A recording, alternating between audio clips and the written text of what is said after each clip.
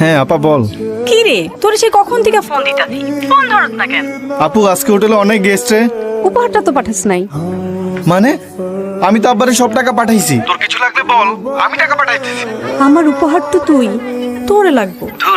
কি যে কস, আজকাল প্রত্যেকটা আর তোরে জ্বালাবো না। কি কস আপু, এবার আমি দেশে আইলই তোরে আর দুলাবেরে এক লগে জ্বালাম। কি রে দেখি তো, তুই কি কাঁদতেছস? আরে না আপা, এখানকার পেঁয়াজে অনেক ঝাঁজ তো, সব শেফেরই চোখ দিয়ে পানি চলে আসে। এই বড়াইছে চল। আপা তোরে আজকে অনেক সুন্দর লাগতেছে রে।